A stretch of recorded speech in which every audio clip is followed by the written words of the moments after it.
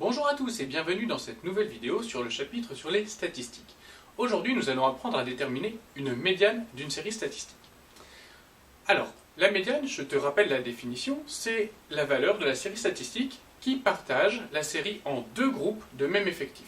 C'est-à-dire que tu dois avoir autant de valeurs inférieures ou égales à la médiane que de valeurs supérieures ou égales à la médiane. Alors, on va faire une première petite étude de cas. Donc, on part d'une série, alors déjà, il va falloir classer les valeurs.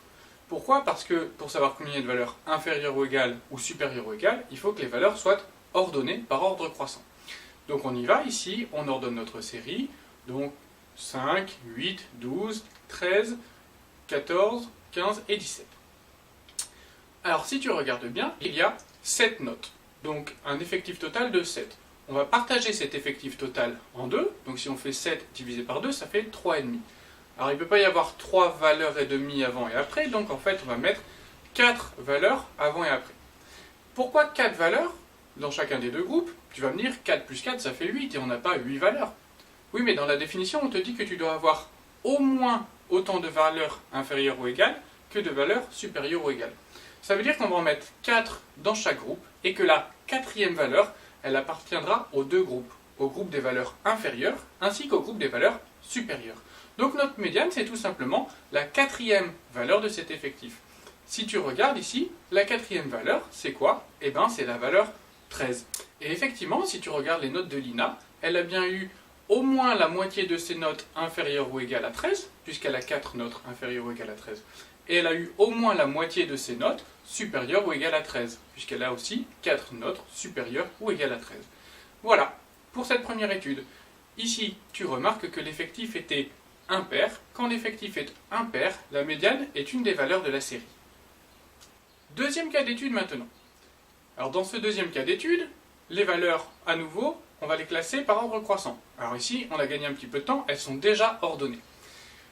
Si tu regardes le nombre de valeurs, nous avons 6 valeurs, donc un effectif total de 6. Alors on le divise par 2, ça fait 3. 3 valeurs dans chaque groupe. Donc le premier groupe contient les 3 plus petites valeurs, le deuxième groupe contient les 3 valeurs supérieures. Oui, mais là, entre ces deux groupes, comment va-t-on séparer? Eh bien c'est tout simple, on va prendre n'importe quelle valeur qui est comprise entre la troisième valeur, c'est la dernière du premier groupe, et la quatrième valeur qui est la première du deuxième groupe. En fait, on ne va pas prendre n'importe quelle valeur, on n'aime pas prendre n'importe quelle valeur en mathématiques. Donc on va prendre l'habitude de prendre la moyenne de la troisième et de la quatrième valeur. C'est-à-dire qu'on va prendre la moyenne de la dernière note du premier groupe et de la première note du deuxième groupe. Donc ici, si tu regardes les valeurs, on a 154 et 160. Donc on prend la moyenne de 154 et de 160. Un petit calcul vite fait te permettra de trouver que c'est 157. La valeur médiane ici, c'est 157. Il y a au moins la moitié des valeurs qui sont inférieures ou égales à 157 et au moins la moitié des valeurs qui sont supérieures ou égales à 157. Tu remarques que comme l'effectif était pair, on n'a pas pris une des valeurs de la série, mais on a pris la moyenne des deux valeurs extrêmes, la troisième et la quatrième valeur. Voilà, c'est pas plus compliqué que ça. On va retenir la méthode globale. Premièrement, il faut toujours ordonner la série, la classer dans l'ordre croissant. Deuxièmement, tu divises l'effectif total en deux. Si l'effectif total était impair, il va falloir que tu ailles choisir une valeur de la série, la valeur qui va couper la série en deux. En revanche, si l'effectif est pair, tu dois couper en deux groupes et puis faire la moyenne des deux valeurs qui délimitent le premier groupe du deuxième groupe. Maintenant, à toi de t'entraîner, à toi de jouer.